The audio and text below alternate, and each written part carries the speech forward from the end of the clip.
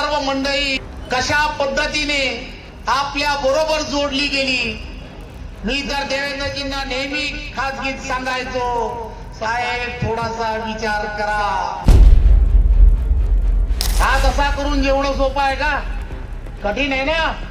तसंच आहे, डायरेक्ट निधी हा नरेंद्र मोदी देवेंद्रजींच्या हस्ते देणार आहे। पेलवानाच्या नादाला लागायचं नसतं। महेश भाऊ अजून सोडली तर नाही ना पेलवानी। काही लोकांना काही एजन्सीज ज्या आहेत त्या स्क्रिप्ट लिहून देतात। पत्रकार तुम्हाला सांगतोय, आज कोणता शर्ट घालायचा खरं सांगतोय महेश, तुला पण कोणी सांगितलं की काय?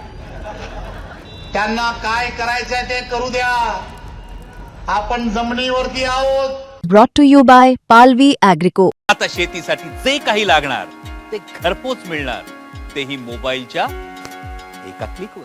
केंद्रातलं असणारं आपलं नरेंद्र मोदीजींच्या नेतृत्वातलं सरकार आणि महाराष्ट्रात असणारं आपलं देवेंद्रजींच्या नेतृत्वातलं असणारं महायुतीचं सरकार सातत्याने लोकहिताचे असणारे निर्णय घेत आहे। लोकहिताचे निर्णय घेत असताना त्यांना गती देण्याचं काम हे सुद्धा करताय आणि त्यामुळे अतिशय लोकप्रियता या केंद्रातल्या सरकारला मिळाली आहे। राज्यातल्या सरकारला सुद्धा त्याच पद्धतीने देवेंद्रजींच्या नेतृत्वात अतिशय चांगली अशी लोकप्रियता आहे आणि म्हणून हे दोनही नेते आणि त्यांच्या बरोबर असणारी संपूर्ण टीम ही लोकसेवेचा व्रत घेऊन सातत्याने काम करत आहे। शेतकरी असेल, कष्टकरी असेल, या प्रत्येकाच्या जीवनामध्ये आनंद कसा मिळेल, प्रत्येकाचं जीवन सुखमय कसं होईल, यासाठी सातत्याने रात्रीचा दिवस करतायत। 24 तासापैकी 16 तास काम करतायत। नरेंद्र मोदीजी सुद्धा आणि देवेंद्रजी सुद्धा त्याच पद्धतीने काम करतायत। माझी आपणा सर्व कार्यकर्त्यांना विनंती आहे, कार्यकर्त्यांनो आपण सर्वांनी हे 10 दिवस अत्यंत महत्वाचे आहेत। 10 दिवस अत्यंत महत्वाचे आहेत। काही मंडळी आरोप करून खोटा नेरेटिव्ह लोकसभेच्या वेळेला ज्या पद्धतीने पसरवला गेला, संविधानाच्या संदर्भात पसरवला गेलाय, त्यामुळे काही लोकांना काही एजन्सीज ज्या आहेत त्या स्क्रिप्ट लिहून देतात। पत्रकार तुम्हाला सांगतोय, स्क्रिप्ट लिहून देतात की बाबा रे आज कोणता शर्ट घालायचा। खरं सांगतोय महेश, तुला पण कोणी सांगितलं की काय? आज कोणता शर्ट घातला ना, तर आज शर्ट घातला तर तो लक्की आहे। आज जर तू हे जाऊन वाक्य म्हटलंस, सभेमध्ये म्हण, पत्रकारांच्या समोर म्हण, त्याची चांगली प्रसिद्धी होईल, लोकांमध्ये वाहवा होईल। या सगळ्या गोष्टी एजन्सीज करतात हो। एजन्सीज वेगवेगळ्या पद्धतीने एजन्सीज घेवायच्या, भाड्याने घ्यायच्या आणि हे सर्व करायचं। डिजिटल माध्यमाने सुद्धा हजारो लोक, पैसा जक्कड आहे ना, जक्कड पैसा आहे आणि त्यामुळे 1000 2000 लोक ही कुठेतरी कंपन्यांमध्ये बसवायची आणि कंपन्यांमध्ये बसून 10-20 जे काही ट्रोल करायला पैसे द्यायचे आहेत ते ट्रोल करायला पैसे द्यायचे आणि मी किती पॉप्युलर आहे, माझी पार्टी किती पॉप्युलर आहे हे सांगण्याचं काम ही सर्व मंडळी करतायत। मित्रांनो, त्यांना काय करायचंय ते करू द्या। आपण जमिनीवरती आहोत, लोकांमध्ये आहोत। लोक आपल्याला, आपल्या नेत्याला आज जगामध्ये वसुधैव कुटुंबम म्हणून जी आपली विचारधारा आहे त्या विचारधारेला आज जग मानायला लागलाय। आपलं जग आज भारत देशाकडे पाहताना सर्वांना अभिमान वाटेल असं नरेंद्र मोदीजींनी काम करून ठेवलंय आणि त्या पार्टीचे आपण सर्वजण सदस्य आहात. आमच्या मनामध्ये कुठेच खोट नाहीये. राष्ट्रासाठी काम करतोय. भारतीय जनता पार्टीची विचारधारा राष्ट्रप्रथम म्हणून काम करते. देवेंद्र फडणवीस महाराष्ट्राला एक नंबर प्रत्येक क्षेत्रामध्ये कसं करता येईल यासाठी काम करतायत. एक गोष्ट लक्षात घ्या, ही सर्व मंडळी निवडणुकीच्या पार्श्वभूमीवरती लोकांचा दिशाभूल करण्याचा, खोटा नेरेटिव्ह पसरवण्याचं काम करतायत. आपण सर्वजण जाणता की ही सर्व मंडळी कशा पद्धतीने आपल्या बरोबर जोडली गेली. मी तर देवेंद्रजींना नेहमी खासगीत सांगायचो, साहेब थोडासा विचार करा, साहेब थोडासा विचार करा. पुणे आणि पिंपरी चिंचवडचे कार्यकर्ते हे मला रोज सांगतायत, थोडासा विचार करा. एक गोष्ट लक्षात घ्या की तुम्ही आणि आम्ही सर्वजण भारतीय जनता पार्टीची विचारधारा, पारदर्शकतेची विचारधारा नरेंद्र मोदीजी नेहमी सांगण्याचा प्रयत्न करतात. मैं न खाऊंगा और किसी को खाने नहीं दूंगा, त्या विचारधारेवरती काम करणारा भारतीय जनता पार्टीचा कार्यकर्ता आहे. त्यामुळे कोणीही काही म्हटलं तरी पिंपरी चिंचवडच्या असणाऱ्या नागरिकांना सर्वांची कल्पना आहे. वर्षानुवर्ष त्यांचा असणारा कारभार त्यांनी पाहिलाय. त्यांनी केलेल्या कारभारामध्ये असणारी अनेक गोष्टी याही प्रत्येकाने पाहिल्या आहेत. त्यामुळे एक गोष्ट लक्षात घ्या, पिंपरी चिंचवड एक स्मार्ट सिटी. देशाचे पंतप्रधान नरेंद्र मोदीजींनी असा विचार केला. 2014ला पंतप्रधान झाल्याच त्यांनी असा विचार केला की देशातली 100 शहरं विजन असावं लागतं. या देशातली 100 शहरं स्मार्ट झाली पाहिजेत आणि या स्मार्ट शहरांमध्ये की जी शहरं देशाला पुढे घेऊन जाऊ शकतील,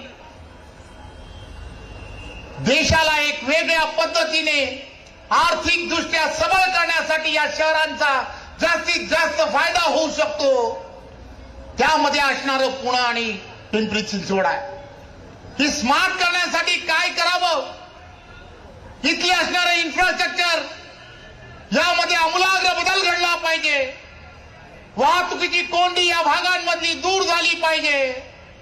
इथली असणारी छोटी छोटी गावं, या गावामध्ये असणारा प्रत्येक माणूस, प्रत्येक ग्रामस्थ यांच्या जीवनामध्ये समृद्धी आली पाहिजे.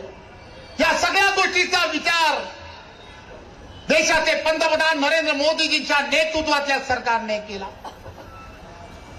आदरणीय देवेंद्रजींची असणारी दूरदृष्टी,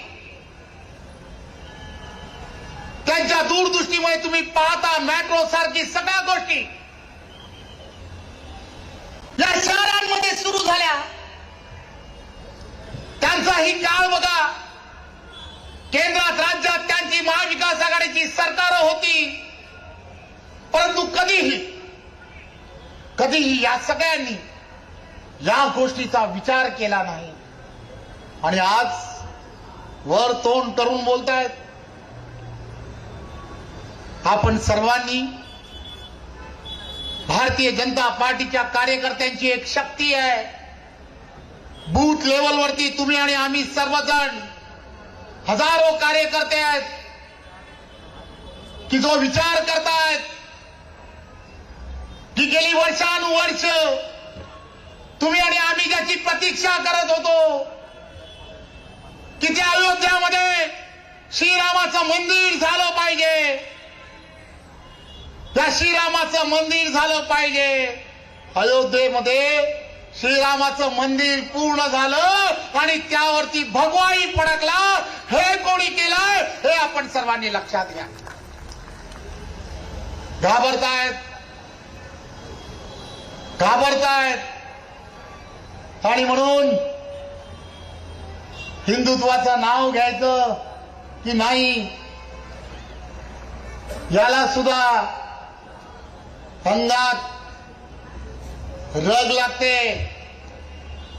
मी हिंदू आहे हे म्हणायला सुद्धा अंगात रग लागते आणि ती भारतीय जनता पार्टी व्यतिरिक्त कोणत्याही कार्यकर्त्यामध्ये नाही हे मला इथे सांगायचं आहे.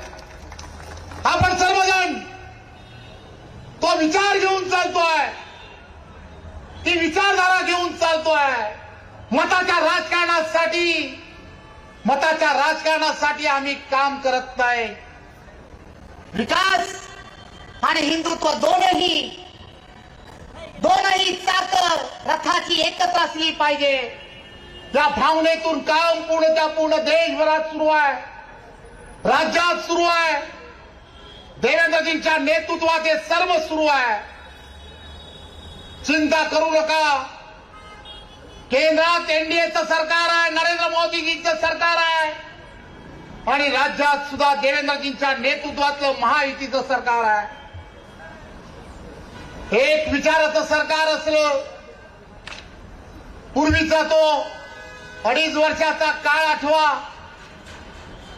या 2.5 वर्षाच्या त्या महाविकास आघाडीच्या काळामध्ये सर्वच्या सर्व इन्फ्रास्ट्रक्चर मधली असणारी कामं बंद पडली होती. हे आम्ही विसरून चालणार नाही. आपण हेही लक्षात ठेवलं पाहिजे.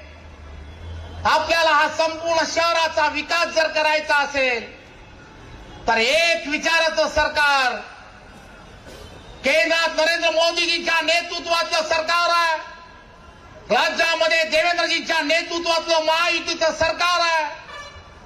दोघंही भारतीय जनता पार्टीचे आमचे सर्वांचे नेते आहेत.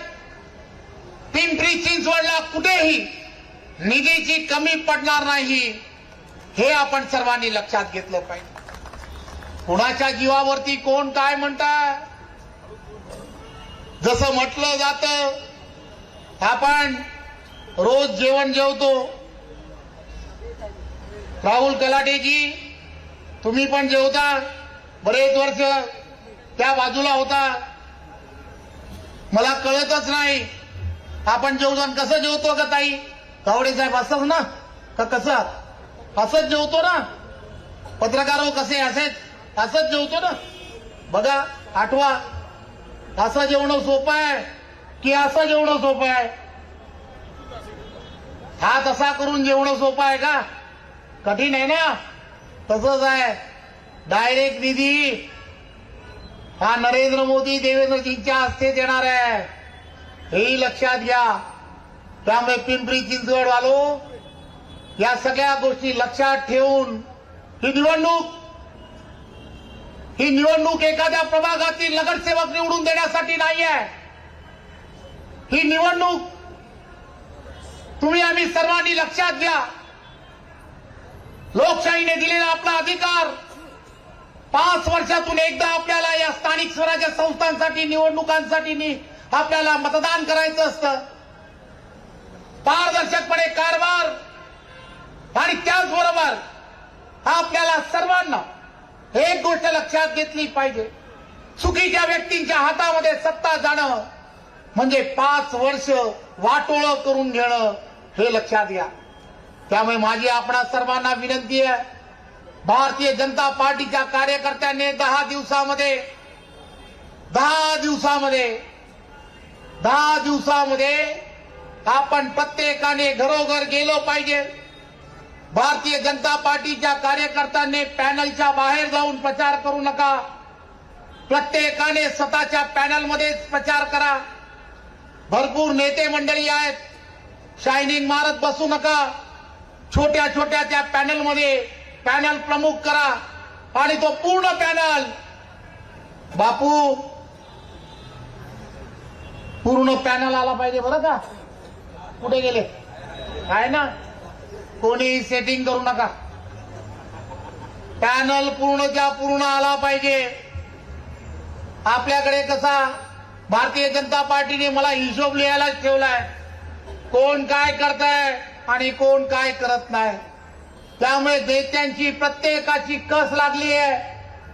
प्रत्येक आमदाराने त्याच्या मतदारसंघामध्ये जातीने लक्ष दिलं पाहिजे आणि त्याने हे प्रत्येक पॅनल, त्या पॅनल मधला असणारा उमेदवार, त्या ठिकाणच्या असणारा छोट्या छोट्या कार्यकर्त्याला सन्मान देऊन प्रत्येकाच्या घराघरामध्ये जाऊन आपला विचार, आपण केलेलं काम हे सामान्य जनतेला पटवून देण्यासाठी आपण काम करायला हवं.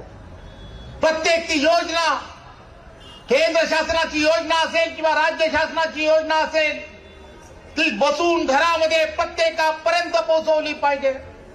सर्व योजना केंद्र पुरस्कृत, राज्य पुरस्कृत आहेत. या सगळ्या योजना या आपल्याला पटवून देऊन आपल्या पक्षातील असणारा उमेदवार कमळाच्या समोर 5 तारखेला होणारं मतदान, 15 तारखेला हे होणारं मतदान जे आहे, हे 15 तारखेला होणारं मतदान कमळाच्या समोर बटन दाबून आपण मिळवलं पाहिजे.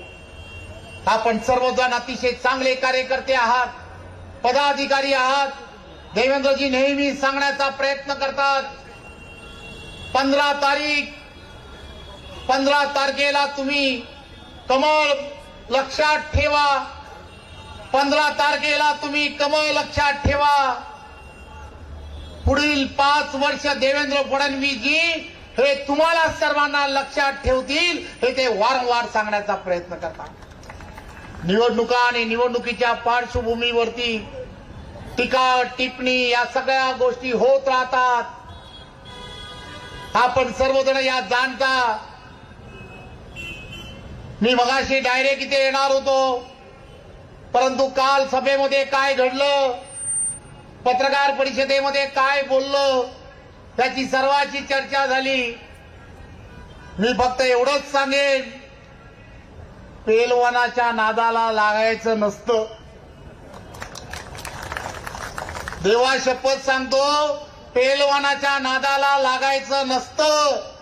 महेश भाऊ, अजून सोडली तर नाही ना पेलवानी? नाही सोडली. मी विचारायलाच गेलो होतो, बाबा पेलवानी सोडली का? त्यामुळे पेलवानाच्या नादाला लागू नका. 15 तारखेपर्यंत अत्यंत आनंदात निवडणुका प्रत्येकाने घालवा, एवढीच विनंती करतो. आणि भारतीय जनता पार्टीला प्रचंड बहुमताने या पिंपरी चिंचवडमध्ये निवडून द्या. धन्यवाद.